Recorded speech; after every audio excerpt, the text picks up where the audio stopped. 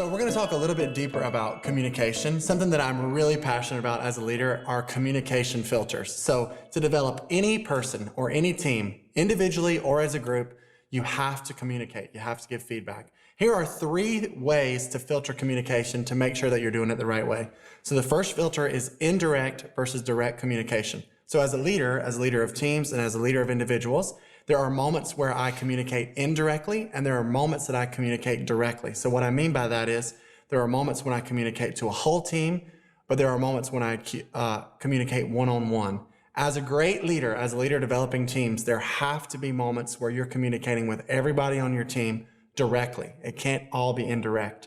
So you got to make sure you're doing that, indirect versus direct. Second thing is efficiency. So when I'm providing feedback, I want it to be efficient. So I want it to not be too late and I don't want it to be too early. So something that Aaron's really good at is gauging, should I address this issue between services or wait till the weekend's over? There are some issues that need to be addressed between a service, but you don't want to establish that as this atmosphere of criticism. Yeah, especially it depends on what it is. Like I think it's important as a leader to understand what is a big deal. Right. And what is like more a taste thing, right? Or, so there's certain things that like definitely need to be addressed, but sometimes there's like, hey, this probably could have felt a little bit better.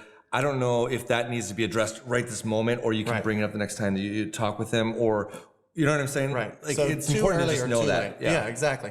And also, like, if your worship leader says something heretical, like if it sounds like a heretical statement, maybe address that in between services. But if it's not something like that, wait till the weekend's over. The other part of that is, don't wait too long to address an issue. Don't let someone create a bad habit. Don't let someone take that on as their character or their quality of leadership. If you know that it's a flaw or if you know that it's something that you'd like to work out with them, don't wait too long. Just address it. Don't worry about hurting their feelings.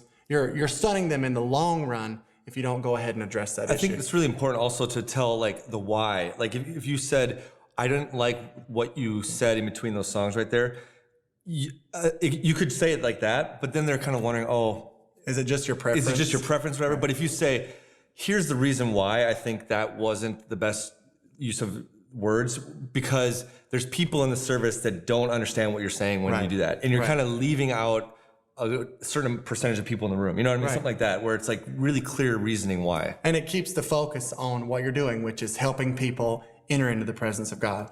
The third filter is effective communication. So you want to give them enough information for them to grow, but not too much information, too much feedback to where it feels like you're cutting them off at the knees. So the effective amount of information and the right language. So you always want to do it with an encouragement sandwich. You don't just want to be negative or constructive.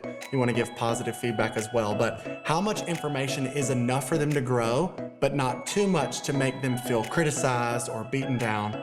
So those are your 3 filters: indirect versus direct, efficient, and effective.